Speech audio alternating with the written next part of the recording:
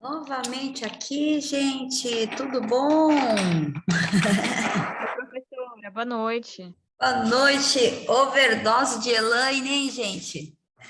Boa noite, professora. Boa noite, boa noite. E aí, vocês estão bem? Como passaram de ontem para hoje? Hein? Certinho, né? Espero em Deus que sim. Mas vamos estar assim. Certinho, professora, e por aí? Então, né? Começou a chover de novo, esse tempinho chato.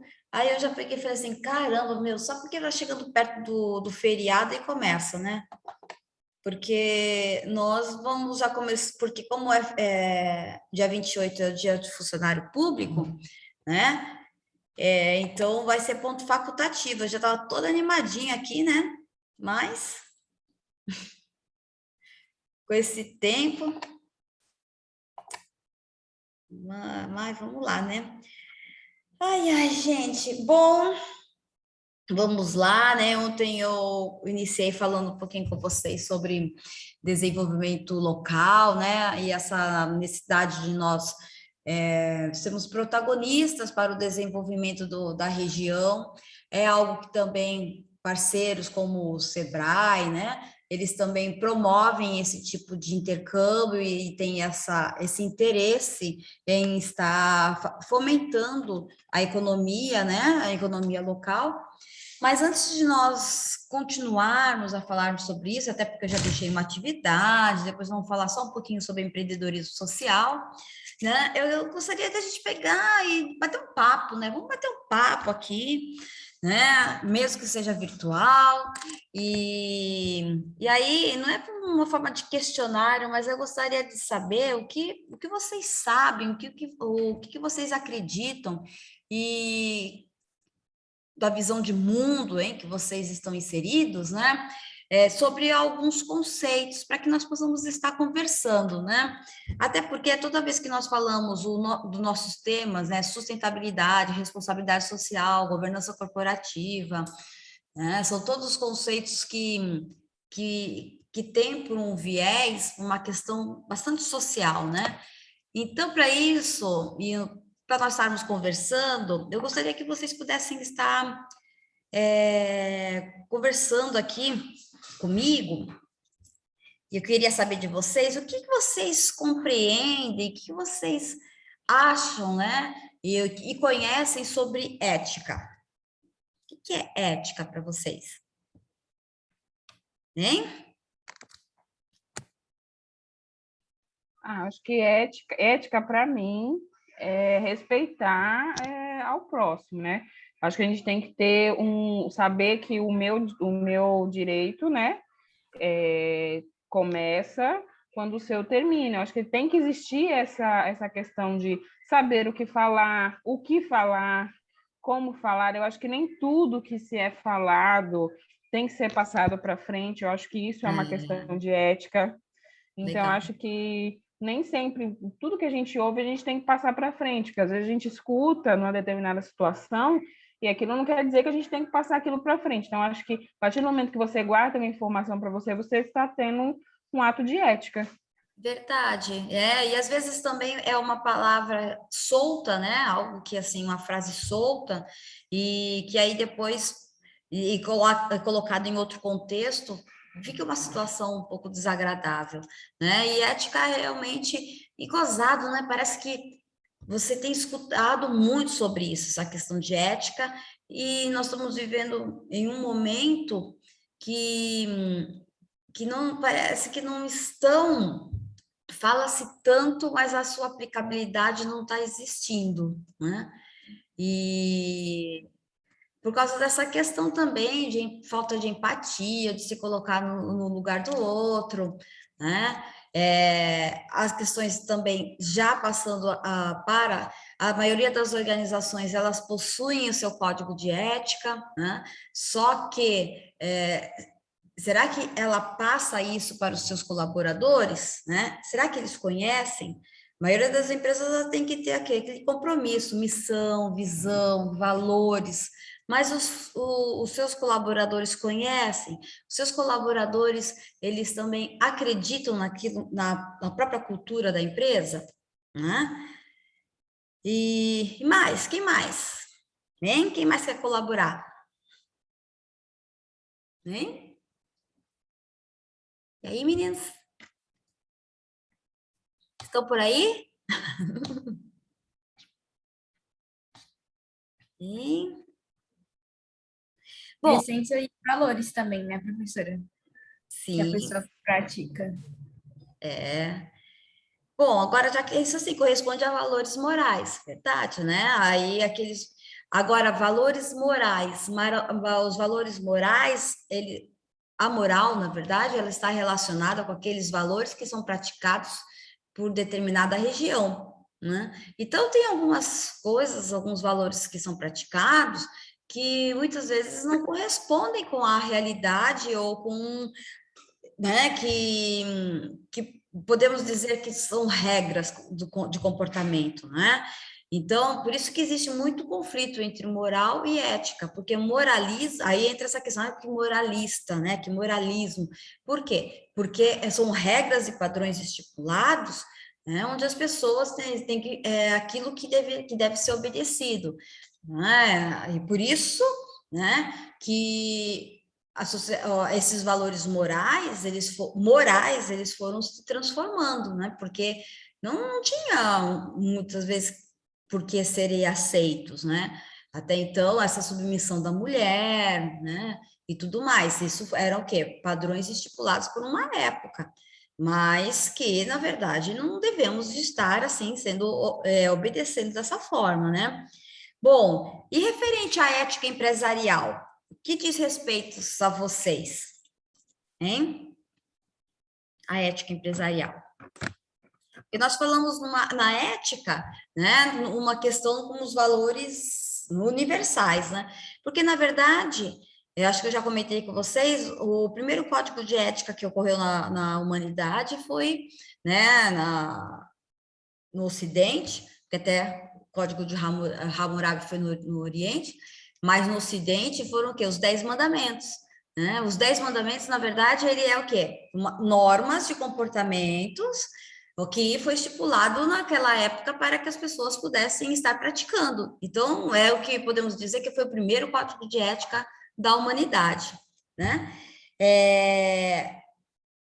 Mas as empresas, até no momento como elas foram constituídas, principalmente com a Revolução Industrial, né, quais que eram os padrões morais, né, de ética que eram praticados? Era simplesmente da livre concorrência e, no caso, da exploração total, principalmente do proletariado, né? Então, assim, que código de ética, que ética existia naquele momento referente principalmente com o colaborador? Nem existia, né, gente? Né? Não tinha, e nós não tínhamos nenhum tipo de proteção social, porque, imagina, se nós não tínhamos nem folga, nós trabalhávamos mais de 8 horas, hora extra, então não era nem comentado, né? Então, assim, nisso também, né, devido às mudanças que ocorreram, o próprio comportamento da sociedade fez, né, com que as empresas e o Estado pressionassem o setor empresarial para que eles pudessem, né, assim, uma sociedade sem respeito, sem comportamento ético, sem umas regras de condutas que possam estar dando direitos fundamentais de qualidade de vida para as pessoas, não é uma sociedade íntegra, né? Não é uma sociedade. Então, as empresas também tiveram que mudar esse tipo de comportamento. Claro que nós já conversamos esses conceitos de responsabilidade social, não é modismo, mas eles começaram a surgir de 1970, 1980 para cá, né? Antes disso, o trabalhador já teve que labutar, teve que ralar bastante, né? Antes disso, teve que pegar e lutar bastante. Bom, o que vocês acham, né? Hoje, na atualidade, como que as empresas elas veem esse comportamento ético? Hein? tanto delas, né, quanto do colaborador. Vamos pensar assim, vocês como colaboradores, o que veem sobre algumas condutas dentro dessas organizações, né, se são ou não são. Eu acho que é legal, Flávia, acho que a Ana não está aqui, a Júlia também acha que ela é uma empresa terceirizada, né, que ela tem essa experiência de trabalhar. No caso, essa administradora de condomínios que vocês trabalham, tem outras empresas que vocês devem ter conhecimento de como elas se comportam. Verdade ou não? A Michelle também trabalha numa contabilidade, né? É isso, Michelle? Isso. Né? Então, acho que acredito que vocês devem ter contato com pequenas, microempresas, seja o que for, e sobre a conduta delas, né? O que vocês, do conhecimento empírico, do conhecimento baseado na experiência de vocês, o que vocês nos traz? Vocês podem estar nos trazendo de informação sobre esse comportamento, né? Sobre a ética das organizações que vocês possuem, né? Algum contato. Que vocês acham que podem, né? Falar assim, bem, esse comportamento não é legal, tudo mais. Tem alguma coisa já chamou a atenção de vocês ou não? Baseado Eu trabalho na parte do departamento pessoal, né? Que é a parte de contratação para dentro dos condomínios, né? E o que eu observo muito da questão de ética que acaba acontecendo, não sei se nem se é uma questão assim, mas é muito buchichinho, né? Muito fala-fala, e acho que acaba perdendo essa questão um pouco da ética dentro ali do condomínio, dentro do ambiente de trabalho, o que acaba prejudicando até o próprio desenvolvimento daquele funcionário, às vezes, né? Porque, às vezes, em vez de você ter uma conversa, né, sobre o que está acontecendo, acaba acontecendo aquele burburinho, aquela coisa, eu acho que acaba perdendo meio que a ética do guardar aquela situação somente para a pessoa, né? Falar somente com a pessoa. Às vezes acontece também de saber um problema, e aí, em vez de guardar só para si, acaba espalhando para todo mundo. Quando vê, tá o bairro inteiro sabendo do problema do fulano, né? Então, acho que aí acaba faltando um pouco de ética, né? Da questão de você saber aquele assunto e não ficar espalhando, né? Mas ali é meio difícil, porque às vezes acontece uma coisa em um condomínio, a gente não sabe, mas os funcionários todos já estão sabendo. Não. A notícia corre de um jeito que quando chega para a gente pega e fala assim, mas como assim? Aí o pessoal fala, não, mas já está todo mundo sabendo. Um funcionário vai ser mandado embora, ou um funcionário vai pedir as contas, ou acontecer alguma coisa com o funcionário, ele simplesmente, o negócio quando chega para a gente, a Riviera inteira já está sabendo. Nossa. Porque um falou para aquele ali não teve a ética de guardar para ele, e o assunto simplesmente viralizou. E sem falar também, né, e a forma como que depois essa pessoa recebe a notícia, né, porque é uma situação desagradável, né? Sim, às vezes ela nem sabe que ela vai ser mandada embora. E aí quem fala para ela não é nem a gente, é o coleguinha do lado, do condomínio do lado. Nossa. Isso aí é verdade, professora. Eu trabalhei em uma loja que a gente vendia coisas para administradoras. Tinha coisas que aconteciam em outros prédios que a gente nem vendia e que acabava indo algum zelador e falando lá. Então, a gente meio que sabia de tudo, porque o pessoal ia lá comprar as coisas e falava. Meu Deus do céu. Então, assim, gente, né, como que pode? As pessoas também não têm um pingo de... não vou dizer isso assim de ética, mas é uma questão de compromisso mesmo com o seu trabalho, né?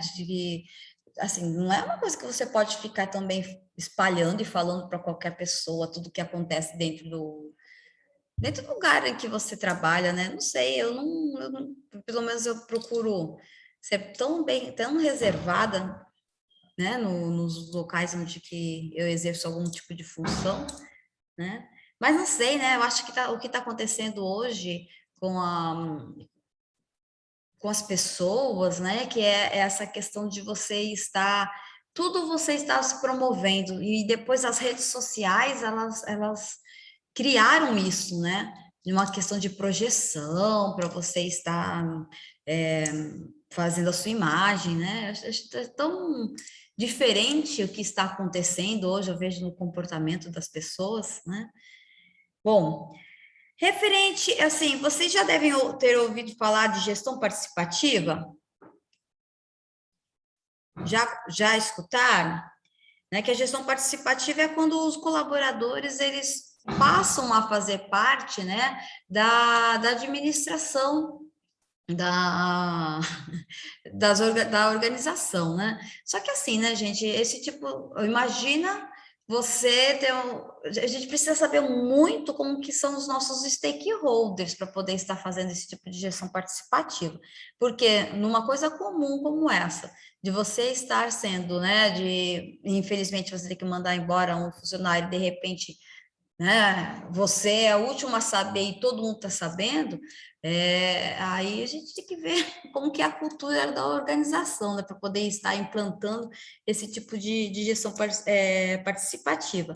Mas, assim, algumas organizações, ela tenta fazer o quê? Fazer com que os funcionários, incentive os funcionários a dar solução de problemas dentro da organização, né? Então, por isso que chama-se de gestão participativa. Mas para que isso aconteça, eu acredito que primeiro tem que estar tendo um encadeamento grande, né, de todo o funcionamento de dentro da empresa, para que possa estar chegando a esse nível.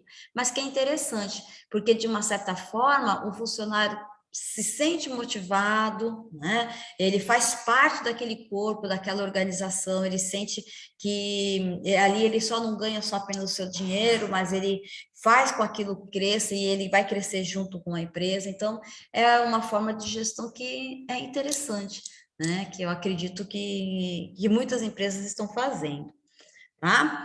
Bom, gente, então é mais que nós fazemos esse. Eu fiz aqui um monte de questão, né? Só que muitas coisas que nós já tínhamos conversado sobre o que é o desenvolvimento sustentável, acho que eu acredito que vocês não aguentam mais estar escutando mais sobre isso, sobre esse conceito, né? Que vai estar transversalmente, né, com vocês durante muito, muito tempo, né? Porque esse daí, o desenvolvimento sustentável é o ideal ser perseguido. As empresas estão utilizando esse tipo de sustentabilidade, né? Para isso, né, continuando, agora vamos lá, vamos começar a falar um pouquinho sobre a aula passada, né? Que a aula passada foi de ontem. Deixa eu ver se eu pego aqui. Eu vou conversar um pouquinho sobre empreendedorismo social, né? Aliás, todos nós já sabemos o que é empreendedorismo, né, gente? Não é questão que virou moda, mas todo mundo já fala assim, esse daí é um empreendedor, ou seja, é aquela pessoa que quer abrir seu negócio, é aquela pessoa que tem uma proatividade, que gosta de estar administrando, que gosta de estar no mercado, né? Então, tem essa questão de ser empreendedor, que vocês já conhecem quando nós falamos do setor privado. Agora, quando nós falamos do setor do empreendedorismo social, né? Ou seja, deixa eu abrir aqui. O empreendedor social, ele nos traz, né, a questão de estar inserindo, de fazer projetos que sejam capazes de estar inserindo as pessoas no mercado de trabalho, né, que possam estar vendo, né, as potencialidades da localidade em que eles estão inseridos, para que possa estar o quê? Criando algo, inovando algo de que possa trazer um ganho social, né? Então, esse é o tipo de empreendedorismo que nós podemos falar de empreendedorismo social. É claro que existem algumas organizações do setor privado que também já carregam consigo essa característica. Quem faz isso muito bem e que tem esse viés é Luísa Trajano, né? Luísa Trajano, ela, principalmente na pandemia, ela se preocupou muito com essa questão do emprego, né, e das pessoas. E, no caso, ela fez, né, um Magalu, acho que um aplicativo, não sei se vocês chegaram a ver algo a respeito, e além também dela faz parte, ela criou uma ONG que ajuda as mulheres a poder estar participando no mercado de trabalho, né? E por que, né, nós mulheres, né? Ai, deixa eu ver. Pronto, compartilhei, né? E por que nós mulheres? Porque nós mulheres, de uma certa forma, sem perceber, nós já possuímos essa característica de empreendedoras, né? É muito comum nós mulheres, eu conheço muitas amigas, né, que fazem isso, né, elas pegam e assim, além de ter o trabalho dela fixo e tudo mais, elas vendem Avon, elas vendem Demilos, elas vendem, né, tudo Tupperware, vendem tudo que é possível, né? Por quê? Porque ainda para ganhar uma grana extra, se não for para ganhar uma grana extra, é a possibilidade de você pegar, não sei, alguns brindes, alguma coisa que para elas são interessantes. Então, e também para poder estar ajudando, né?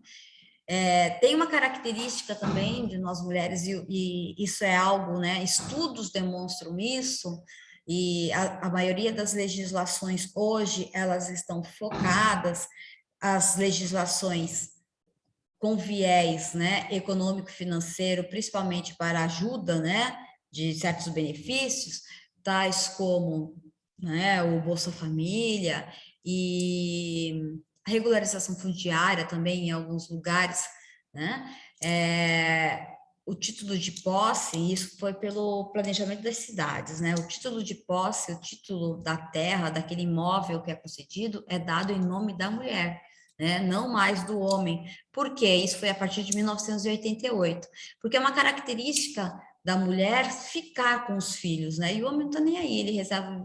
E aí, de ficar com os filhos e de ficar, dos filhos terem um lugar, pelo menos, para morar, né? E que isso já não acontece muito quando os homens querem pegar e ir embora, fazer alguma coisa, eles vendem, não estão nem aí, né? Se as crianças vão ficar ao relento ou não. E o Bolsa Família é a mesma coisa, né? Que aí nós sabemos, isso a sociedade em que nós vivemos, o país que nós vivemos, as questões culturais, nós sabemos que existe muita corrupção, mas nós sabemos também que esse benefício ajudou muitas pessoas a saírem totalmente do mapa da fome, realmente, né? Da extrema miséria.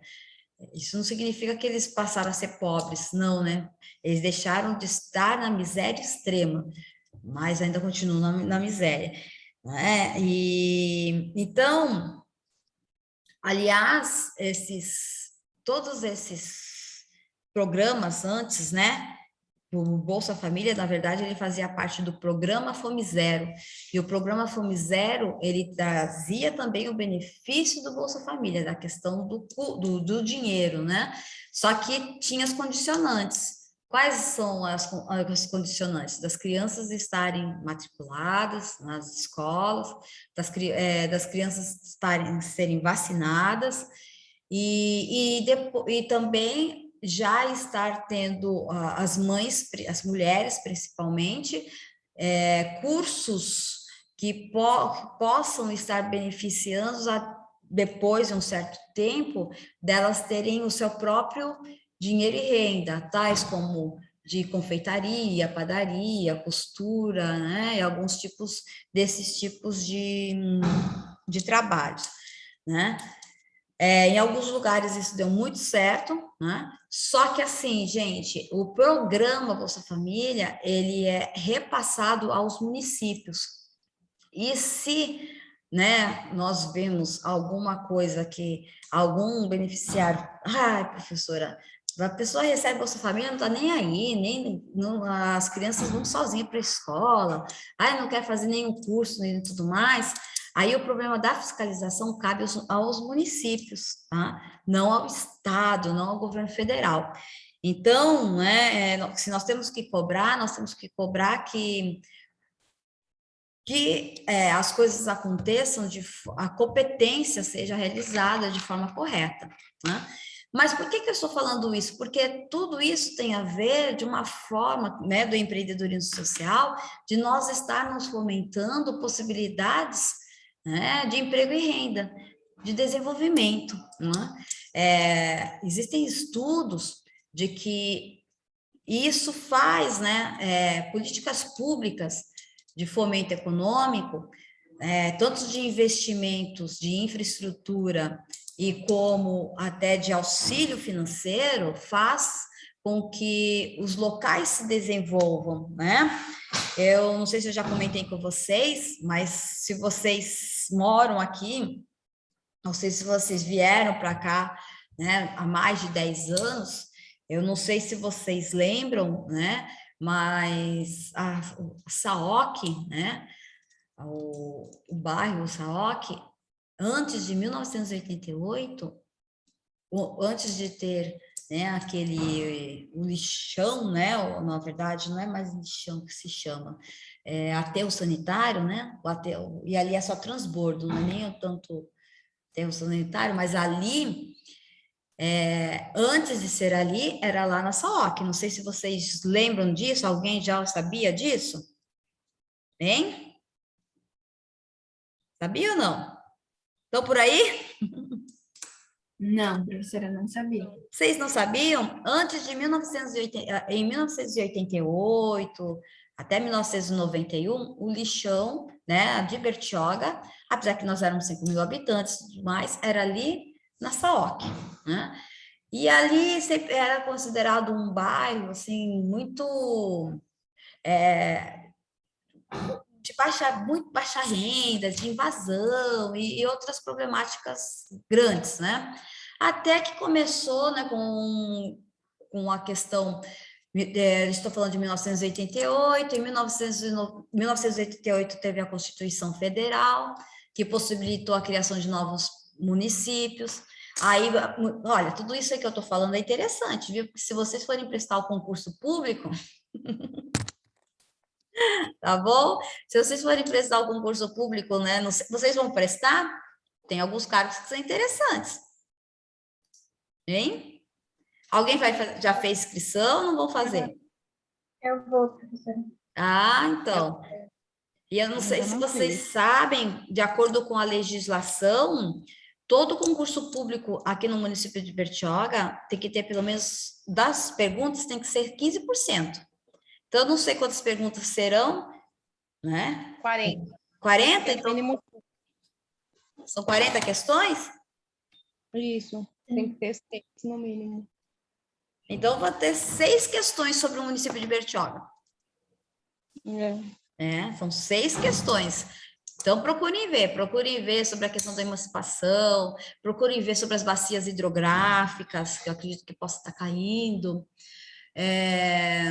Deixa eu ver. Emancipação, bacia hidrográfica, da terra indígena. Então, né?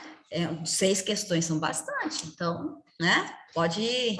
Aliás, em um concurso público, se você acerta uma questão e outros erram, né? Você já passa na frente de muitos, né?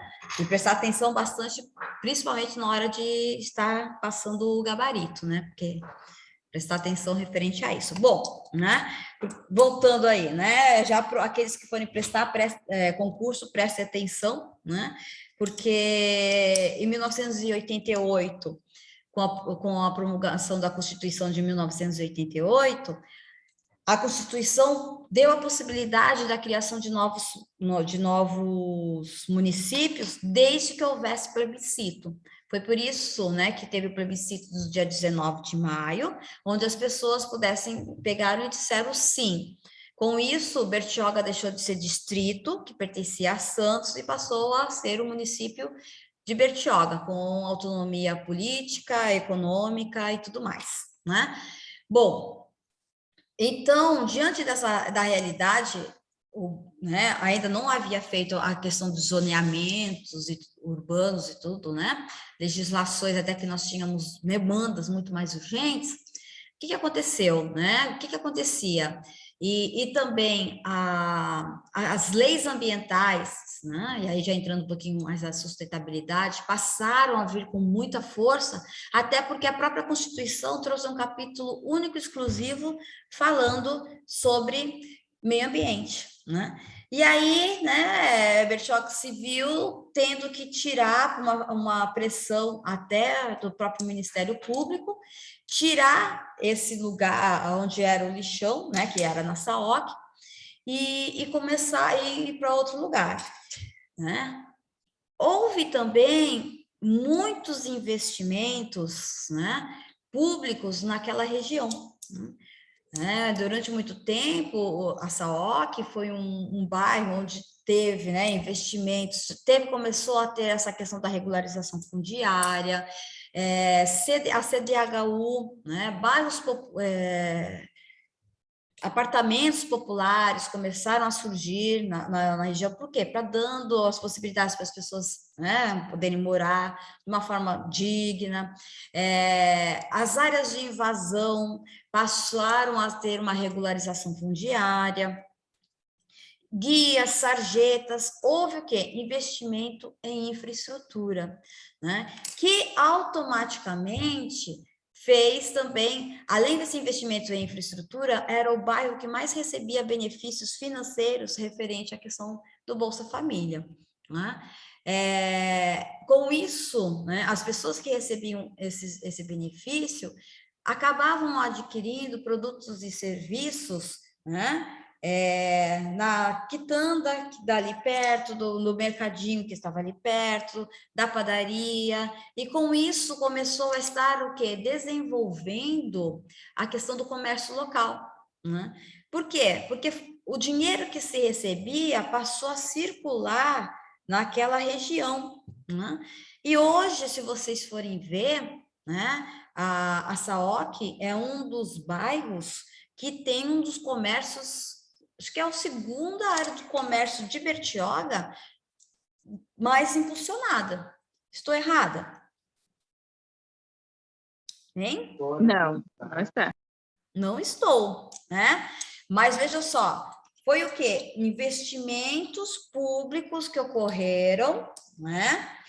Que de um certo momento fez com que, né, houve gastos da municipalidade, mas que fez com que as pessoas daquela região começassem a crescer e a se desenvolver, né? Claro que nós sabemos hoje, esse bairro já não é mais, segundo alguns levantamentos que eu fiz, dados levantamentos de pesquisa que eu tinha realizado, não é o bairro que mais recebe benefícios do Bolsa Família, né? Até agora eu nem sei como que está a situação do Bolsa Família, né?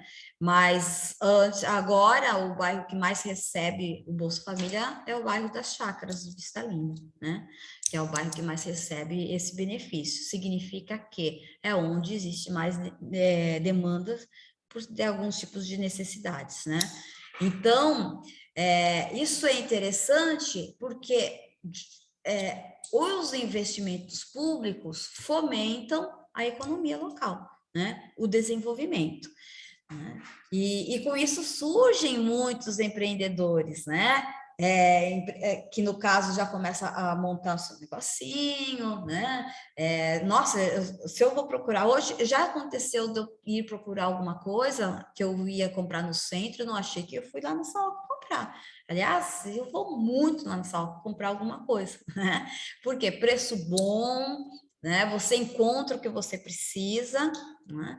E tudo que a feira de domingo acho que não tem melhor, né? E domingo para mim é um lugar, o dia geralmente é morto, então quando eu preciso de alguma coisa assim para já arrumar a semana, então às vezes eu vou lá. Então eu vi assim, não é só eu vejo muitas pessoas circulando e fazendo com que o dinheiro gire, né? Isso é importante, porque em uma organização, né, quem aqui é da área de finanças e tudo mais, vai concordar comigo, porque às vezes você pode nem ter muito dinheiro, né? Mas se você tem um ciclo, né, um fluxo de caixa, você não quebra. Você não quebra, porque você gira, né?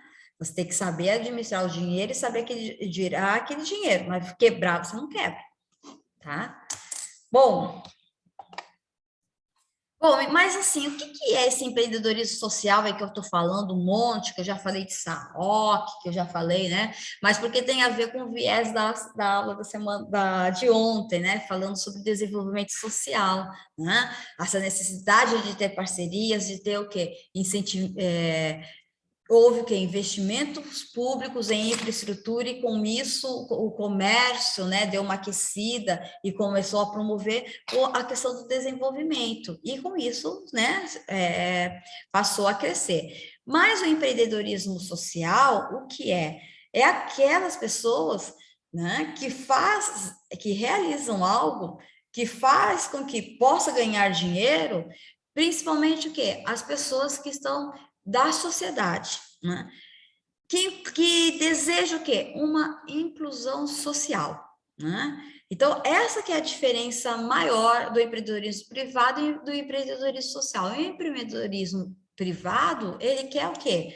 Né? E tá certo, não estamos dizendo, ninguém aqui está dizendo que está errado, até porque ganhar dinheiro não é errado, muito pelo contrário, as pessoas precisam ganhar dinheiro, a maioria das pessoas que estão aqui e que estão estudando tem essa finalidade, além, é claro, de você se desenvolver intelectualmente, de você blá, blá, blá, blá, blá, tudo isso, mas você também quer ganhar dinheiro, né? Então, o empreendedorismo privado, ele monta um negócio para quê? Para ganhar dinheiro, né? Aliás, a maioria de nós todos trabalhamos aqui porque quer, né? Precisa ganhar dinheiro para poder comprar suas coisas e até para poder estar sobrevivendo, né? Ou a questão do empreendedorismo social, ele tem um viés diferenciado, por quê? Porque ele visa a coletividade, ele visa a promoção da cidadania, de que as pessoas que não teriam algum tipo de condição, e não tem, né, gente? Porque assim, por isso que a condicionante de você receber a Bolsa Família é que seus filhos, né, estejam vacinados e que eles possam, né, ir para a escola. Por quê? Porque é por meio da educação que você capacita, que você faz com que as pessoas tenham condições de depois estarem inseridos no mercado de trabalho, né? E por isso também que depois tem que os pais fazer, se não estão no mercado de trabalho, tem que formal, né? Porque o que acontece? Muitas pessoas recebem Bolsa Família de forma porque trabalham, mas na informalidade, né? Na informalidade. Isso já é uma outra questão que também nós que precisa ser analisada, né, pelo cadastro único do Bolsa Família. Bom, né, mas assim, o que se prevê, né, essa questão do social é que essas pessoas elas possam ter condições em se tornar uma pessoa, né, estar inserida, né, na população economicamente ativa. E assim, eu vi muito, eu cheguei a ver algumas ONGs, alguns INGs, né? O que são INGs? Indivíduos não governamentais, né? Que realizam esse empreendedorismo social, principalmente referente à inclusão digital, né? Por mais que as pessoas vejam, né, e utilizam celular e tudo mais, para elas é muito difícil essa questão de você de precisar estar utilizando e mexendo com equipamentos eletrônicos, com informática, com rede de computadores e tudo mais, né? Aliás, você não precisa ir muito longe para você ver como é difícil se você precisar ir ao banco, no caixa eletrônico, né? Vai ali na Caixa Econômica Federal, que além de você conseguir ver a fila imensa, né, para você conseguir ser atendido, a dificuldade que que eu vejo que muitas pessoas têm em utilizar um caixa eletrônico. Estou errada? Vocês nunca viram isso? Hein? Já foi pior? Já foi. Estão por aí? Já vi, Sim. professora. Não é? Então, o que acontece? É muito ruim, porque assim, você estar excluída digitalmente, né? Você vai estar pior, né? Do que você estar sendo excluída da sociedade.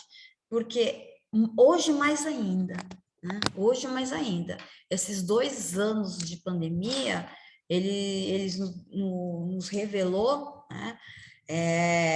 Como, por mais que as pessoas, né, tenham celular e tudo mais, só que assim, muitas delas tiveram que aprender, mas mesmo assim não dominam a tecnologia. Aliás, nós mesmos temos dificuldade de utilizar a tecnologia, imagina, né, quem muitas vezes não consegue ter essa questão de interpretação, né, da informação. Mas é isso aí.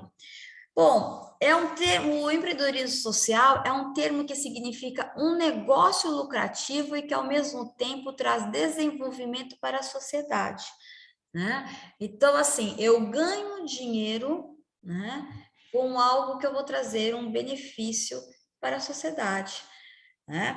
E isso é muito legal, né? Isso é muito legal, principalmente no Nordeste, na área do turismo, eles fazem muito isso, né?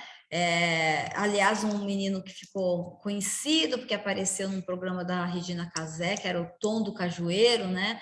Que era um programa existente, como se fosse uma ONG, com crianças, né? Do Rio Grande do Norte, onde se ensinava, né, sobre a questão do local para os turistas. Eles eram mini guias, né, turísticos, para poder estar levando ao turista para conhecer, né, e tudo mais. E com isso que eles recebiam, né, para poder estar levando o turista, e eles eram o quê? Pessoas da própria localidade, né? Que aquilo começou a bombar como um lugar turístico, e para que não viesse, né, as pessoas de outros lugares, eles começaram a estar o quê? Treinando, né, aquelas pessoas que ali residiam. Isso é legal também, porque isso também já entra nessa questão de desenvolvimento sustentável, porque você possa estar o quê? Inserindo as pessoas da localidade, né, para poder estar ganhando o emprego e renda. Então, isso é muito, muito interessante. E desenvolve, né? Bom, algumas estratégias empreendedoras que nós vamos ver, né? Apoio ao desenvolvimento da comunidade local. O que eu tenho de melhor ali, né? É interessante tudo, poxa, mas quem é que está ali? Por que eu não posso estar capacitando aquele morador, né, que já está ali há tanto tempo? Né? Então, nós temos que dar apoio. Preservação do meio ambiente, nós temos que ter muito cuidado referente a isso, porque é uma trilha muito linda que nós vamos estar fazendo. Se não tiver os devidos cuidados, vira um caminho, né? Vira uma rodovia, né? Se nós não tivermos essa questão da preservação. Então, nós temos que ver o quê? Capacidade de suporte, quanto que podemos, ou que aquele parque ou aquela trilha é capaz de suportar por dia, né? Investimento do bem-estar de todos os atores sociais, de todos, no caso aqui, acho que entra mais, de todos os envolvidos. Se fosse no meio empresarial, nós podemos estar chamando de stakeholders, né? Nós temos que estar, todos têm que estar se dando bem, não apenas um. Comunicação transparente, né? Nada ficar subliminar, dizer o que está sendo feito, para quem está sendo feito. Aliás, é o princípio, quando nós falamos de responsabilidade social e governança corporativa, e no meio público, a accountability, né? Que eles chamam também, que é essa questão da transparência, né? Transparência pública, e no caso, né, sempre da comunicação, né? Aliás, virou legislação a questão da transparência, que tudo, né, necessita, as pessoas têm que estar ao acesso à informação, né? O problema é que nós temos acesso, poucas pessoas se interessam, né, a estar, né, verificando, buscando essas informações, e poucas pessoas compreendem aquilo que está sendo, né, repassado. Projetos estratégicos de inserção social, né? E aí o nosso trabalho vai ser mais ou menos sobre isso, pensar, né? Ver como que nós podemos estar fazendo nesses projetos de inserção social para que as pessoas possam estar ganhando emprego, né? E que possa gerar dinheiro. Sinergia com os parceiros, né? A troca existente precisa haver. Valores pessoais e profissionais alicerçados na cidadania, né? Aliás, é a base democrática, a base de qualquer país, né? É essa questão da democracia. Gente, com base nessa questão da aula passada, na aula de ontem, que eu adiantei, né? Que falei sobre desenvolvimento local e que já encontra-se no site, né, no portal e da faculdade, e com um pouquinho que eu estou falando sobre empreendedorismo social, eu trouxe um estudo de caso, né, que é uma proposta de desenvolvimento sustentável para a Vila de Itatinga. Eu não sei se vocês conhecem a Vila de Itatinga, já ouviram falar, mas, assim, todos já conhecem? A Júlia até morou lá, né? A Júlia, acho que ela não está aqui hoje, mas ela até já morou. Acho que vocês já ouviram falar, não sei se vocês já conhecem, né? Já foram? Quem já foi? Eu já fui, trabalhei lá. professora, mas faz muito tempo.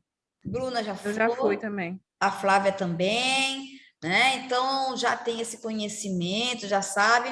Bom, qual o papel do empreendedor social na sociedade moderna?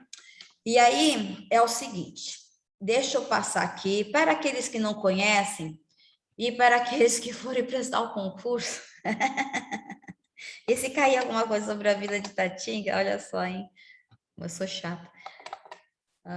Eu vou passar aqui umas fotos e estarei comentando para que vocês tenham suporte para poder estar fazendo esse trabalho, tá bom? Esse trabalho é uma proposta de desenvolvimento sustentável para a Vila de Itatinga, ou seja, desenvolvimento local, né?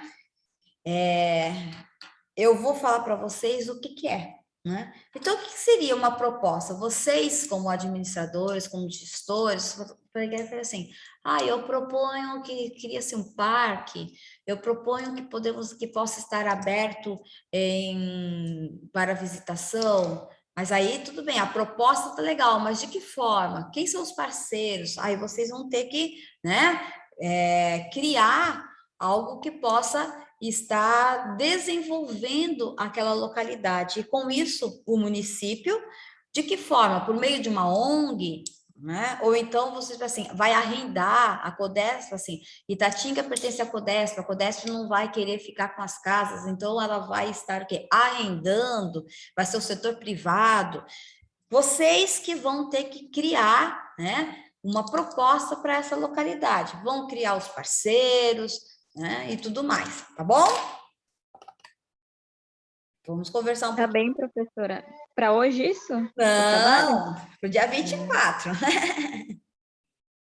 Deixa eu dar aqui para vocês uma aulinha aqui sobre, para quem não conhece, né? Nunca ouviu falar também, eu trouxe algumas fotos. Eu não sei se vocês já viram. E aí nós vamos falando um pouquinho sobre isso, para que vocês tenham ferramentas, né? para poder estar fazendo essa proposta. Para o dia 24/10, pode ser em dupla, tá bom? Bertioga também conta história, né? Então, hoje nós vamos contar um pouquinho sobre a Vila de Itatinga, né?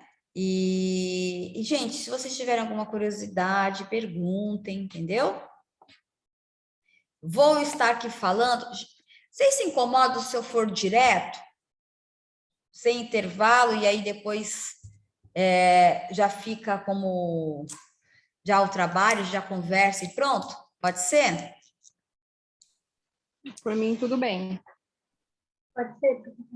Ser? Não quero atrapalhar a vida de ninguém, né? Porque às vezes pode ter o compromisso. Pode ser, professora. Né? A gente já vai direto, já fala do projeto que vocês têm que fazer, e aí, né, já fica tudo bonitinho. Então, vamos lá. Bertioga também conta história, vou falar um pouquinho sobre a Vila de Itatinga, não sei se vocês já ouviram falar,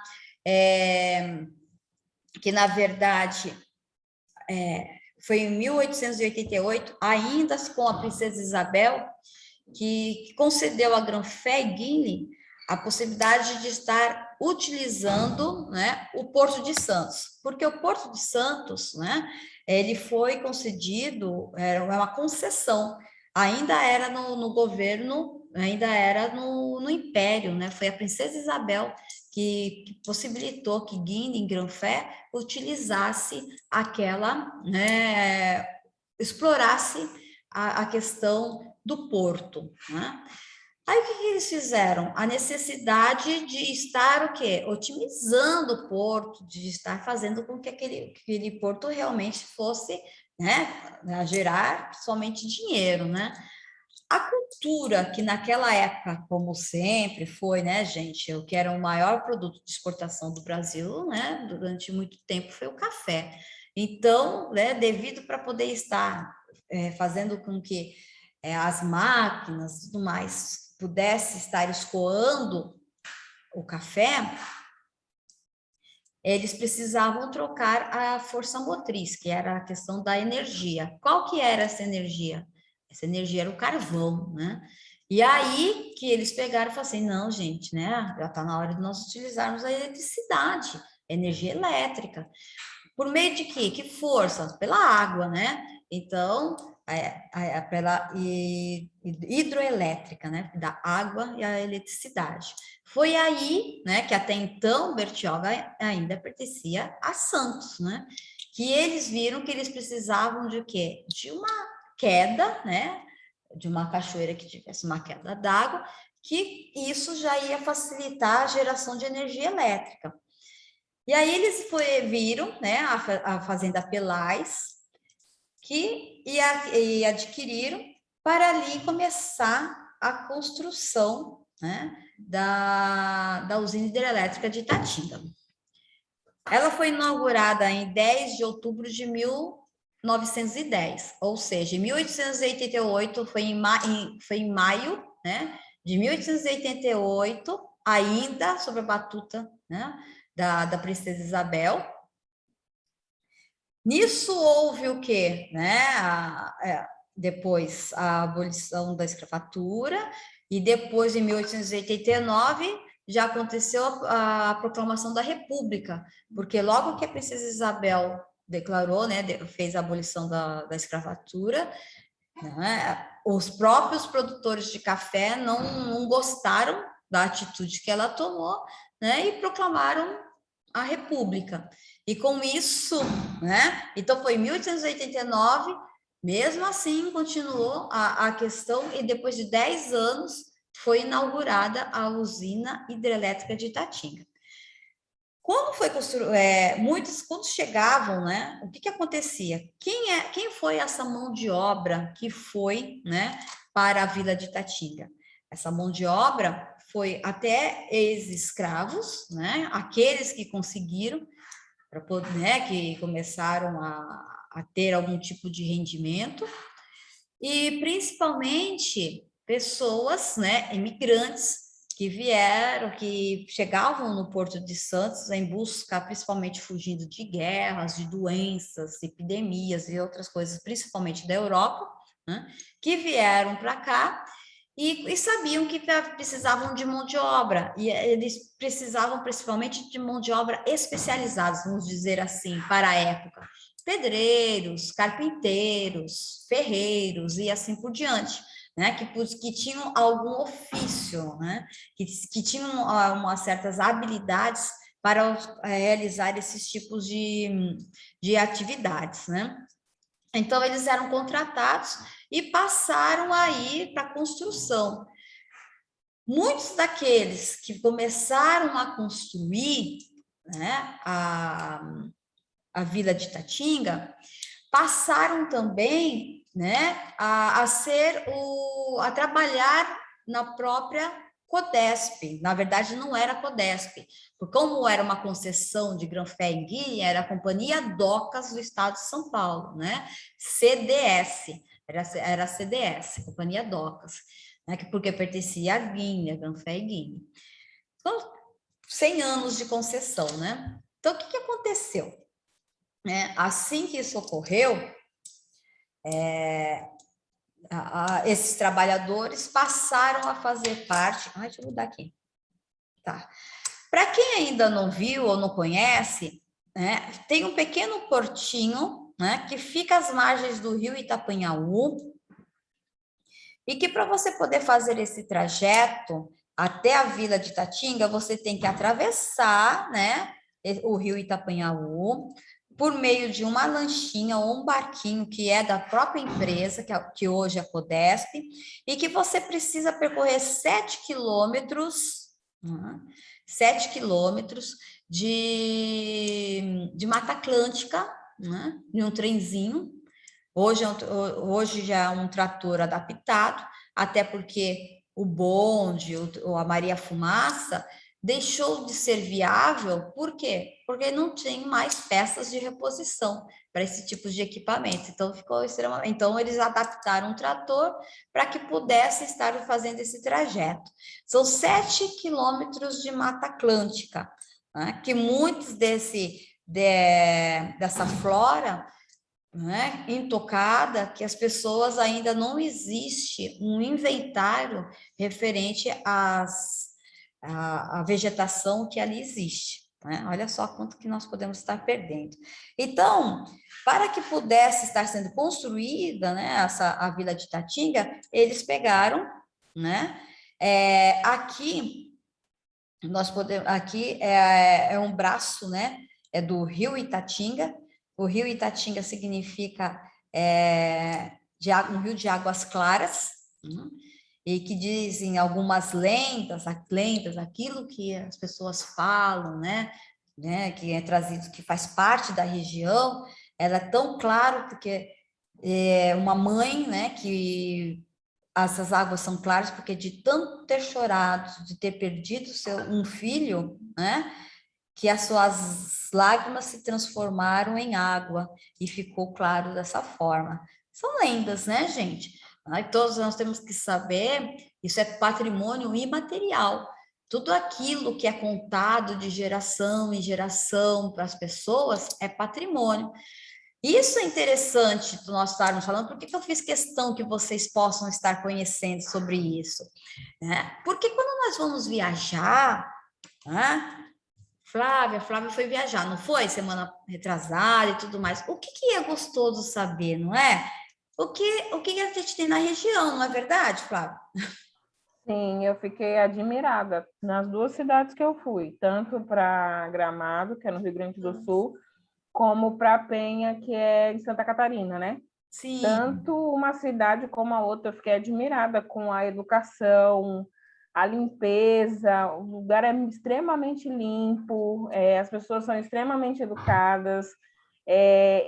Eu não me lembro, nesses 15 dias que eu fiquei fora nessas duas cidades, quando foi que eu tive que esperar um carro para parar, assim, por exemplo, passar, né, para eu atravessar, porque você pensou em atravessar, todos os carros param, todos.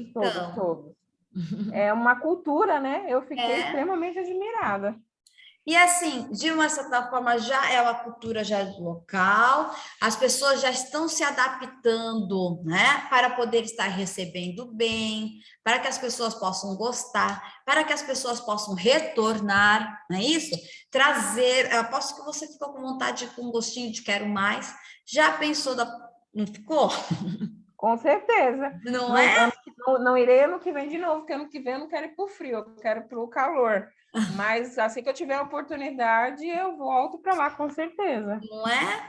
Por quê? Porque foi agradável, porque as pessoas já estão preparadas para isso. Você possivelmente deve ter escutado histórias do local, lendas, prestou atenção de como as pessoas se comportam, de como as pessoas vivem, não é? Por isso que... Sim, é que lá o pessoal, a cultura tem a cultura alemã, a cultura italiana, né? Então eu fui visitar fazendas, casas centenárias que tem lá, pessoas que ainda vivem da cultura mesmo, de fazer queijo, linguiça artesanal, salame, aquelas coisas todas.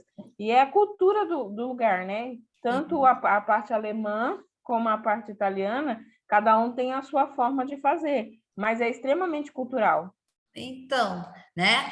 Por isso que, assim, eu estou passando esses dados para vocês, que eu estou falando assim, isso são lendas, né? Eu acredito que quando você estava viajando e tudo mais, eles falaram quem foram os primeiros cultura italiana, quem são e alemã, como eles chegaram, como foi difícil, não foi? Eles não devem, tem quase certeza.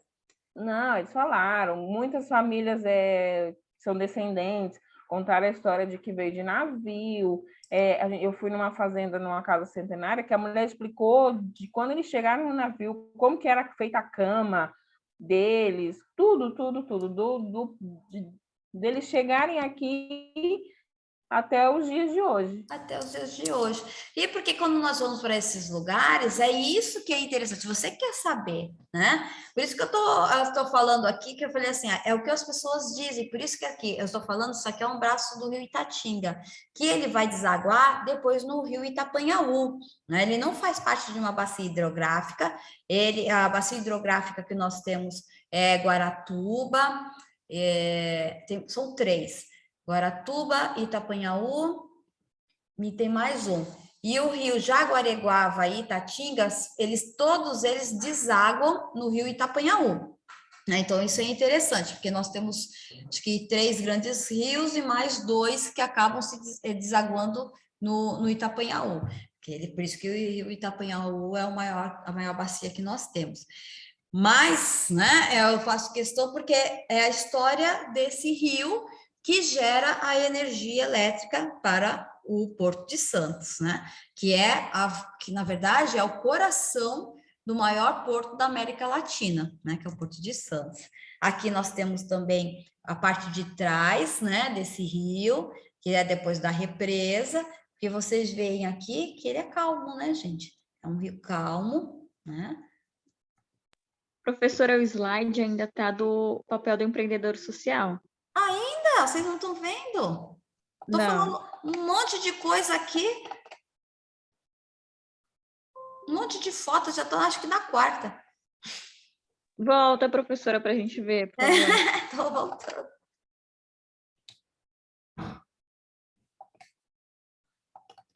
Espera aí.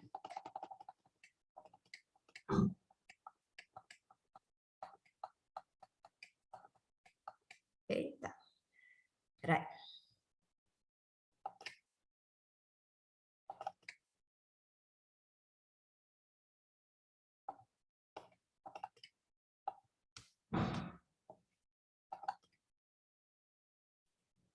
Nada ainda? Tá, sim, já apareceu. Apareceu aqui onde tem o rio, a lanchinha e tudo mais? Sim. Então, foi por isso que eu estava falando, então vocês não estavam nem... Eu já falei assim, que esse aqui é o rio Itapanhaú, que para que eu possa estar atravessando, eu tenho que pegar ou uma barquinha, né, ou uma lancha, que é da própria empresa, e tem que pegar e depois percorrer 7 quilômetros de Mata Atlântica, que nós vamos de trenzinho, né, no caso, ou por esse tratorzinho que passa os reboques. Aqui, que eu falei que é a história aqui, ó, é a foto do Rio Itatinga, vocês estão vendo? O rio? Sim. Sim, Sim. né? Então, aqui é a foto do Rio Itatinga, e que é a história, por isso que segundo as lendas, a águas são claras devido ao choro de uma mãe que perdeu um filho, né? E que de tanto chorou que as lágrimas dos olhos dela, né, ficaram tão branquinhas assim. Aqui também é mais uma parte, né? Que vocês estão vendo assim, bastante Mata Atlântica ainda, né? De uma forma sustentável, né? Que até porque a Vila de Itatinga é fechada, a capacidade de suporte são de 346 habitantes, 346 pessoas por dia, que podem, no caso, estar participando, entrando dentro da vila sem impactar, né, o meio ambiente. E aqui, Quantas, professora? 346 pessoas. Isso é importante, porque se nós formos fazer, né, se vocês forem fazer um parque, se vocês forem depois fazer uma proposta, vocês precisam pegar e colocar isso assim, ó, podem entrar 346 pessoas por dia dentro da localidade, mais que isso já fere, né, a questão da capacidade de suporte. Né? Aqui nós temos uma foto, né, da onde fica a barragem na represa. Não sei se vocês veem, né? Se vocês já observaram aqui, toda vez que vocês olham para o morro, tem umas 3 luzes. Vocês já viram lá? Quando vocês olham para a Serra do Mar? Quem já viu? Não? Nunca repararam? Já vi, mas não sei. Então, o que acontece? Ali são os pontos, né, que vão chegar até a represa. Nós chamamos de guinchos, né? Os guinchos, guincho 1, guincho 2, guincho 3, até chegar à câmara d'água e a represa. Gente, coloca uma coisa na cabeça. Em 110 anos nunca mudou, né? Está da mesma forma como foi feita, né, a barragem para a Vila de Itatinga. Essa foto, né, se vocês forem pegar, tirar, né, um drone, né, pedir para ir tirar, vai ser a mesma coisa, não muda em nada, ou seja, continua da mesma forma. Aqui é uma foto, né, que vocês podem ver, já é de 1920, 1930. Por que você tem, são fotos de ex-moradores, né, que tiraram para poder estar, né, lá na Vila de Itatinga. É um material que eles me doaram, né, e de ex-moradores. Por que você consegue identificar a data? Pelas vestimentas, né?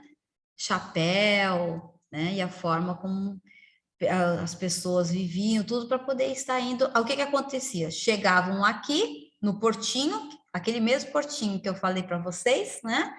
E aqui é uma locomotiva, né? Que é uma máquina, né, a vapor, onde eles percorriam, né? Olha, isso é uma coisa interessante, né? Que pode pegar essas fotos antigas e mostrar como que eles viviam. Aqui é outra, né? Ali no portinho também. As mulheres, as crianças. Aqui vocês já começam a ver, né, que o que acontecia? É uma forma de organização, né? Vocês vão ver que essa parte que tem de alvenaria são as casas do engenheiro, né? E a casa de visita. O que eram essas casas de visitas? Era a casa de empresários ou de pessoas né, que do próprio porto, né, que eram consideradas de uma certa, que possuíam algum status social mais elevado, que ficavam ali naquelas casas, né? A casa do engenheiro, ele ficava, uma forma também de organização, onde você vê onde ficam as outras casas, os demais trabalhadores. Vocês vão ver esse tipo de organização, eu não sei para quem já foi, quem conhece, a Vila de Paranapiacaba. Alguém já foi para lá? Aqui em São Paulo mesmo. Não, Não? não, ainda não. Então, fica aqui em São Paulo mesmo, que é que também tinha essa característica, também de uma vila inglesa, né? Que vieram para poder estar explorando, né, a localidade e tudo mais. Só que lá já houve o quê? Uma forma de patrimônio, né? E aí uma parte está sendo explorada, outra não, né? Mas é aberta aberto para as pessoas conhecerem. É interessante. Bruna, uma vez eu fui lá fazer uma corrida pelo Sesc. O Sesc promoveu uma corrida lá. Pô, tinha que subir uns morros louco da vida, mas assim, muito legal, muito legal. Ele não Que fez. legal. O Sesc já tem umas promoções de Sistema S, né? Estou falando de você porque eu sei que você trabalha no Senac, né? Mas o Sistema S, o Sesc, ele promovia umas corridas lá para Paranapiacaba. Muito, muito É gostoso. maior que Itatinga lá, professora? Bem maior, e assim, a forma como eles, até porque Itatinga ela fica encravada na Serra do Mar, e o acesso é apenas por rio, né? Pelo rio, então fica mais difícil. São Paulo não, Paranapiacaba não, né? Ela o acesso por São Bernardo, por São Paulo, fica fácil para você entrar. Então, né? Por isso que acontece? Itatinga está muito mais preservado que Paranapiacaba, é claro, né? Aliás, tem um festival. Acho que não sei se é de inverno ou se é agora em outubro, mas agora não tem porque que é do Halloween. Lá tem muitas lendas também, então eles dizem que aparece lobisomem, sabe, é um pessoal que faz teatro, tudo é muito interessante, né? Tem também, acho que até essa é uma questão mais religiosa, acho que é aquele pessoal que é Wicca, né? Eu acho que mexe com que tem umas questões, não é que é bruxaria, vamos pensar assim, mas que de um viés mais religioso, que também se reúne lá, tem umas coisas interessantes, né? Sem falar que eles têm uma pimenta de cambuci, que é a coisa mais gostosa que eles têm o Festival do Cambuci lá também, tem umas coisas interessantes que promovem Paranapiacaba, né? Mas por que eu sempre menciono Paranapiacaba? Porque também era uma vila inglesa, que também era fechada, e depois, né, não houve mais interesse econômico, e eles acabaram utilizando, hoje tem bastante barzinhos, vai muito pessoal que faz aquelas passeios de moto, sempre tem muito lá, né? Algumas tribos assim de rock também vão bastante para lá. É interessante por quê? Porque as pessoas acabam indo, acabou sendo um passeio turístico, né? Um passeio turístico. Assim, para você comer alguma coisa, nada assim para você ficar uma semana e tudo mais, é só para você fazer um passeio, né? Mas assim, ela tem a mesma característica. Em Paranapiacaba, você vai ver que o administrador da região também ficava no alto de uma colina, que é aqui como acontece na Vila de Itatinga. Por quê? Que é uma forma de relação de poder, para você pegar e demonstrar quem manda, né? Quem manda. Mas isso era a cultura da época, né, gente? Nós estamos falando aqui de 1910, 1920, 1930, tá? Lembra-se que aqui no Brasil a Revolução Industrial aconteceu só em 1930, depois da queda da Bolsa de Nova York, né? Então, em 1900, o café ainda estava em plena expansão. Para quem não conhece, aqui mudou para vocês? Mudou. Mudou? Aqui é a caixa de força que nós chamamos, é onde, né, no caso, a força da eletricidade, a força da água é transformada em energia e que é encaminhada para poder estar sustentando, né, o Porto de Santos. Vocês podem ver que a arquitetura dela toda é em pedra, né, em pedra maciça, revestida por pedra. Os equipamentos, até pouco tempo atrás, ainda eram né, desde o começo, né, desde a inauguração. Esses equipamentos, eles eram da GE, da General Electric, ou seja, a General Electric, ela veio para o Brasil em 1920. Esses equipamentos chegou em 1910, que ela foi inaugurada e já começou a transmitir, né, a gerar energia elétrica. Ou seja, os equipamentos na Vila de Itatinga chegou primeiro, né, do que a própria empresa, né, da GE se instalou no Brasil, né? No Museu do Porto, vocês podem ver bastante sobre isso. Aqui nós já estamos falando de 1930, por aí. Nós estamos aqui, são pessoas que estão trabalhando, né, nos equipamentos dentro da vila de Itatinga. Ok? Vocês não estão vendo? Vocês estão vendo o mouse mexer? Então, não? Sim, dá para ver sim. Dá para ver, sim. Dá para ver? Então, onde está parado o mouse aqui, ó. Esse é meu bisavô. Olha, professora, que show! É meu bisavô. Ele veio também para a construção da vila.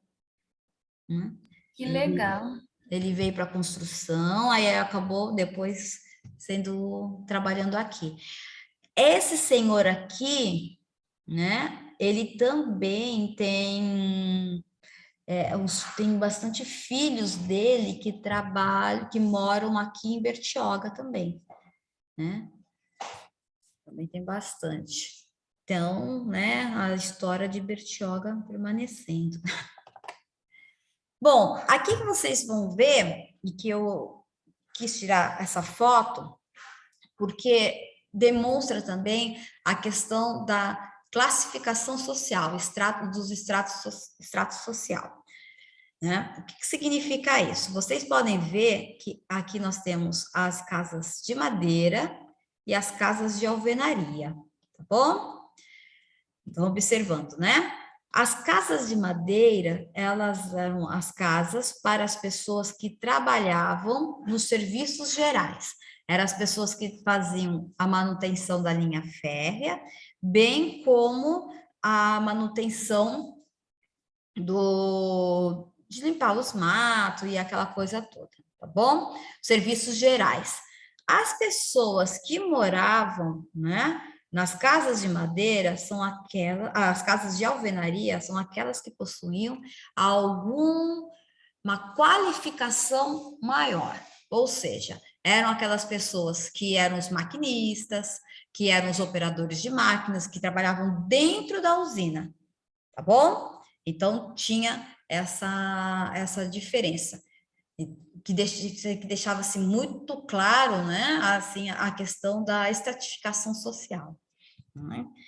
Que isso em sociologia dava um trabalho muito interessante de poder estar realizando. Aqui, vocês vão ver, né, já a igreja Nossa Senhora da Conceição. Todo 8 de dezembro é comemorado essa festa, né, em homenagem à Nossa Senhora da Conceição. O que aconteceu? A igreja ela foi inaugurada em 1932, né? Em solicitação, as mulheres que viviam, né, ali pediram para que o proprietário mesmo, Guine mesmo, né, pudesse estar construindo essa capela. E aí, todos os vitrais, tudo que existe dentro dela, né, vieram da Inglaterra também. Essa veio tudo, né, e eles apenas montaram aqui. Então, até 1900, depois que essa senhora pediu e tudo mais, há uma característica, até a década de 80, né? Assim como eu falei, né, que meu avô veio para a construção, ele ficou aqui com a minha avó, aí se relacionaram, tiveram, né, com a minha bisavó, na verdade, tiveram a minha avó conheceu uma pessoa que morava, né, no barracão, que era solteiro, que morava aqui na Vila de Itatinga, ela casou com ele, teve meu pai, meus tios, né? Meu pai começou a trabalhar também, a empresa absorvia essa mão de obra, e aí ele casou com minha mãe, que minha mãe também era filha de um morador aqui da Vila de Itatinga, e aí eu nasci aqui. Então, ou seja, são 4 gerações de famílias, né, da mesma família, que ficou nessa localidade. Quando isso quebrou, né? Quando mudou as formas de administração, mudou quando acabou a concessão, né, da Codesp, da CDS. O Guine tinha a possibilidade de ficar explorando, né, o Porto de Santos por 100 anos, né? E a sua concessão acabou, né? E com isso, tiveram que, para poder estar trabalhando na Codesp, você tem que ser, por ser uma estatal, ela passou a ser uma estatal, para poder ingressar, tem que ser por meio de concurso público, né? E com isso, as pessoas que aqui moravam, em busca de emprego e renda, tiveram que sair. E começou a ter o quê? Né? Todo aquele ciclo existente, por isso que eu falo, são 346 pessoas, porque naquela época, até 1980, né, eram 346 pessoas que circulavam naquela vila, né? Que trabalhavam, que estudavam, que praticavam esportes, porque tem clube social, tem cinema, né? Tem cinema, tem igreja, né? Então, viviam em plenas condições nessa localidade, né? Então, o que que aconteceu? Devido às mudanças da sociedade, das formas de contratação, né? Influenciou no modo de vida dessa localidade, tá bom? Gente, se vocês tiverem alguma pergunta, se alguma curiosidade, fique à vontade, tá? Professora, o meu pai, ele é aposentado das docas. Ai, Ele é falecido já, né? Mas ele trabalhou na Vila do Itatinga, só que aí ele teve a oportunidade de ir para o Porto de Santos e ele se aposentou nas docas, no Codesp de Santos. E ele entrou sem concurso público. sem concurso público, Então, Ele conseguiu o emprego na Vila do Itatinga, né? Na usina, porque o meu avô veio para cá para ajudar a fazer, acho que foi o asfalto, alguma coisa do Sesc, construiu o Sesc, alguma coisa assim do Sesc. E aí ele veio junto, e aí ele acabou conseguindo entrar na usina, só que aí depois ele pediu transferência para o Porto de Santos. ai, que legal! Quem é seu pai? Meu pai, é que assim, meu pai, o nome dele é Helenil Francisco, mas o pessoal conhecia ele como Chico Belo. Era o nome que conheciam ele dentro da Codesp. Chico E ele se aposentou na Codesp, só que aí ele ficou um tempo no Itatinga, só que depois ele preferiu ir para o Porto. Tanto que eu morava no Guarujá, né? Porque ficava mais perto para ele atravessar, porque tinha uma pontinha que era por onde ele entrava para a Codesp, que ele era dirigia empilhadeira. Que legal! Eu vou... Porque o que acontece? É que meu pai também faleceu, né? Mas, assim, com certeza, né? Durante um período, que nem o meu pai, né? E o meu tio moraram, né? Durante muito tempo lá em Itatinga. O meu tio também, ele veio embora, fez que nem o seu pai, né? Pediu transferência... Mas meu pai não, meu pai ficou lá até aposentar. Então, o que acontece? Veja só, mas um lugar pequeno como esse, né, o trabalhador, todo mundo conhecia todo mundo, né? Sim. Então, com certeza, meu pai deve ter conhecido, né, o seu pai e tudo mais. Eu já não devo ter lembrado, né? E eu não... Porque, assim, nas pesquisas que eu fiz, eu cheguei a chegar a fazer uma pesquisa dos trabalhadores, né? Mas aqueles que ficaram mais tempo e aposentaram na localidade, entendeu? Algumas pessoas eu cheguei a pegar, mas não foi todo mundo, não. Não, ele ficou algum tempo na usina, depois ele pediu para ser transferido para Santos. Que legal. Mas ele entrou sem ser por concurso, sem né? ser por concurso, Foi, tipo, tava lá, né? E aí entrou. E precisava da mão de obra, contratou. Sim. Foi assim, a Sim. mesma coisa que aconteceu com meu pai, com os meus tios e tudo mais. Eu tenho tenho 2 primos que entraram também.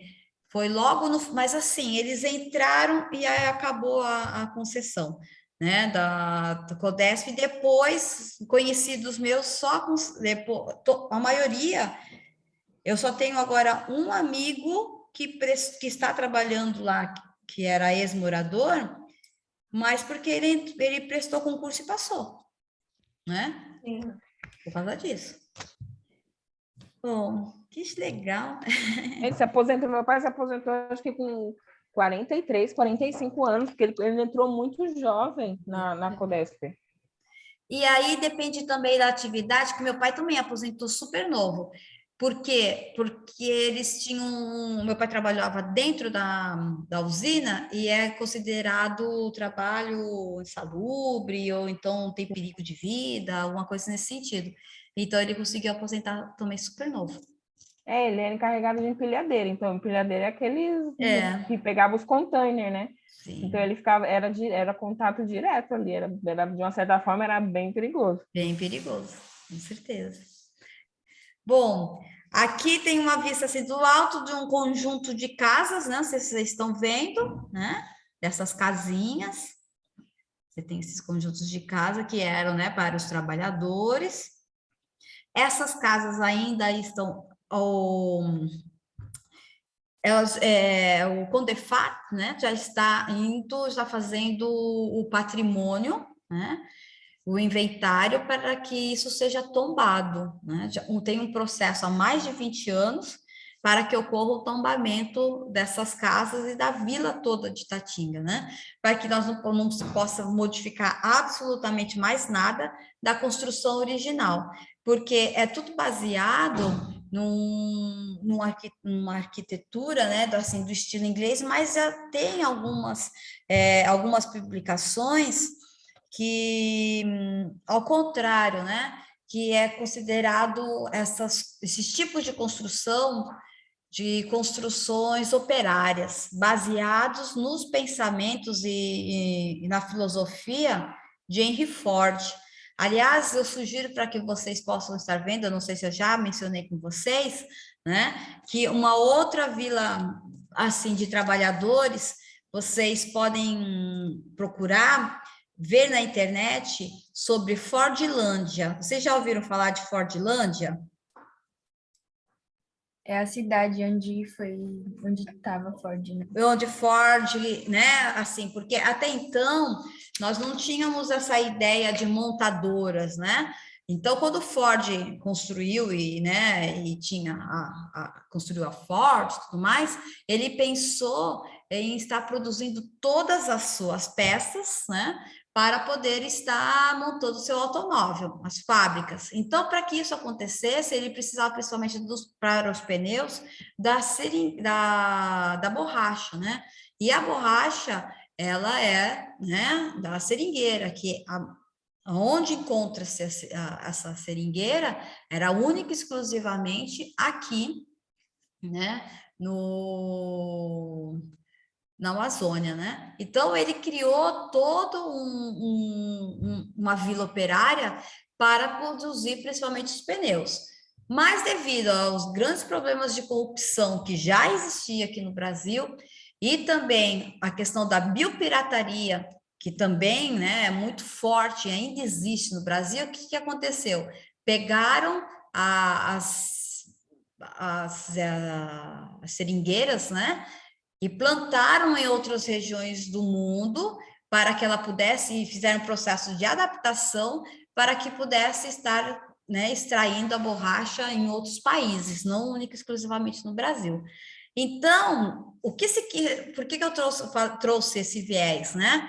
O que se discute é que o modelo, fala assim, tudo em estilo inglês e tudo mais, né? Hoje se discute que essas vilas operárias já eram praticadas também nos Estados Unidos, né? E não se pode afirmar que é realmente, né, estilo único e exclusivamente inglês, tá? Aqui está em exposição a Maria Fumaça, que foi ela que era a primeira, né, que fez o trajeto para poder estar trazendo, levando e trazendo as pessoas, né, para a Vila de Itatinga. Ela está em exposição. Eu falei para vocês que foi em 1934, né, que foi inaugurada a igrejinha. Mas aqui nós temos a escola de Itatinga, que ela funcionava de primeira a quarta série, uma solicitação principalmente, né, dos trabalhadores. E aí essa escola de Itatinga, ela foi a primeira do município de Bertioga, né? A primeira escolinha do município de Bertioga, devido aos próprios registros da Secretaria, né, de Educação. E é uma pena que ela, né, ela teve que ser fechada, tudo porque não tinha mais porquê, não tinha mais criança para poder estar estudando nessa escola, né? Aqui nós temos fotos, né, dessas crianças. Ela era uma escola da Companhia Docas de Santos, 2 professoras, né, e elas divididas por classes, né, de primeira a quarta série. A quantidade de crianças era vamos dizer, uma sala de aula para essas crianças. Aqui vocês têm.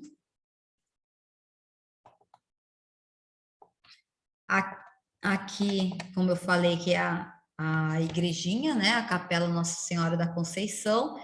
E aqui nós temos uma foto da santa, que é retirada, né, da capela, para fazer a procissão, né? A procissão dessa festa que é comemorada. Então, a Vila de Itatinga, ela tem 2 grandes comemorações, né, que está de acordo no seu calendário, nos seus registros, que é o quê? É a festa de Nossa Senhora da Conceição, é a festa do Itatinga Atlético Clube, porque era o clube existente da localidade ali, né? Então, assim, a Vila de Itatinga, ela tinha uma vida social, vamos dizer assim, intensa, né? Por quê? Porque ali dentro as pessoas, elas estudavam, elas praticavam esportes, elas iam ao cinema, porque ali dentro também tinha o cinema, tinha supermercado, padaria. Então, as pessoas trabalhavam e as mulheres cuidavam das casas e dos seus filhos e das crianças, né? Então, a vida acontecia ali de uma forma como for qualquer outro lugar, né? E se considerando que Bertioga, em 1920, 1930, né? O SESC, ele foi, acho que, inaugurado em 1948, né?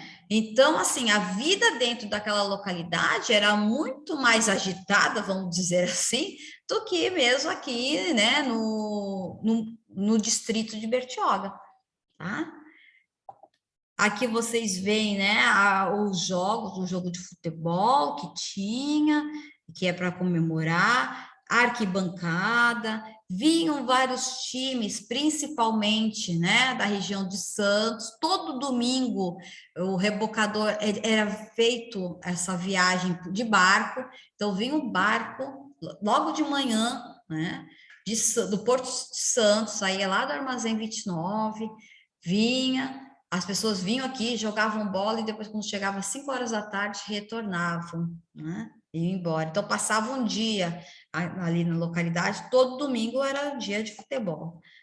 Aqui vocês veem, né, a questão da biodiversidade existente, as trilhas que podemos estar, né, realizando para poder fazer um ecoturismo, né, explorando a localidade, né? E isso aqui é o que acontece, né? Poucas pessoas conhecem, né? Muitos bertioguenses, né, que pessoas que moram, que crianças e tudo mais, não conseguem ter acesso e não conhecem a localidade.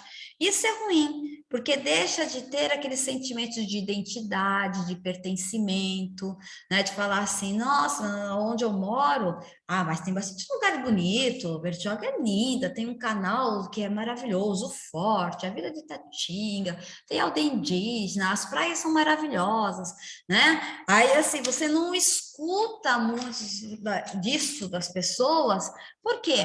Porque não conhecem, não vivenciam, não conseguem também, porque não tem possibilidade de estar entrando, de estar participando do que a sociedade oferece, né? Então, nós precisamos criar mecanismos de desenvolvimento local, né, que possam estar possibilitando que as pessoas consigam ter emprego e renda. De que forma? Né? É isso que eu vou pedir para que vocês, usina fervilhantes de ideias, né, tragam para nós propostas que possam estar desenvolvendo essa localidade. De que forma? Né? Parque, visitas técnicas, né? Um viveiro de mudas, não sei, ou então fechado para a questão para que nós possamos estar explorando toda a flora existente na localidade, para uma indústria farmacêutica, uma parceria entre o setor privado, ou então vamos montar uma ONG, não sei, né? Os gestores são vocês, os gestores de RH são vocês têm que pegar e ter esse olhar holístico, né? E pegar e jogar, assim, vamos fazer tal coisa, quem são os parceiros, o que deve ser feito, porque vendam a ideia, tá bom? Ok? Tá ótimo, professora. Tá bom, Faremos. professora. Hein? Assim, esse trabalho vai ser para o dia 24/10. Tá? 24/11. Ah, né? Só se eu voltar. 24/10, já foi. Só se eu voltar no tempo, né? Aí vai ser bom. No 24/11, o que vai acontecer, minha gente? Nós vamos ter aula ainda, né? Com vocês no dia 3, né? Depois do feriado, a primeira aula que vocês vão ter vai ser minha. Dia 10 eu não vou dar aula, porque eu já dei ontem, né? E a Marisa vai dar aula por mim, no dia 10. No dia 17, eu não sei como que vai ficar, porque é referente ao Congrefac, né? Eu não sei. Vocês já fizeram inscrição? A Marisa falou alguma coisa a respeito disso com vocês? Por enquanto, a inscrição, eu acho que é só para quem vai fazer a apresentação. Ah, Não, já pode se inscrever, já está aberta a inscrição. Só entrar naquele Ah, site que o Yuri mandou. E vai ser nos dias 16, 17 e 18. Então, aí eu já não sei se no caso, né? Aí precisa conversar isso, né? Se vai ter aula, se vocês vão com o Congrefac, se vocês vão estar assistindo online, se vai ser presencial, eu não sei. Presencial a gente não vai poder ir. Aí vai ser presencial, acho que só para quem for apresentar, se eu não me engano. Tá. E, bom, dia 24, então por isso que eu coloquei 24, porque com certeza nós vamos estar presentes. E aí vocês pegam e mandam para mim, ok? Tá bom, professora. Tá bom? Então é isso, gente. Esse daqui, fechando a questão do desenvolvimento regional e local, né? Eu trago para vocês essa possibilidade de vocês, depois que eu conversei a aula passada, né? Trouxe essa questão do empreendedorismo social e eu trago para vocês que vocês me apresentem uma ideia referente, né? Uma proposta de desenvolvimento sustentável para a Vila de Itatinga. Tá bom? Tá bom. Tá bom? Outra coisa, né? Não esqueçam de fazer o trabalho, tá bom, gente? De metodologia científica. Ellen, o seu já falta, né? O seu, já bem dizer, já terminou. Michele, não esquece de passar para aquela outra formatação que eu pedi. Tá bom? Pode deixar.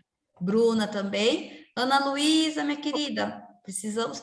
E Flávia, eu conversei ontem com a Ana, né? E para fazer, como que faz o referencial teórico?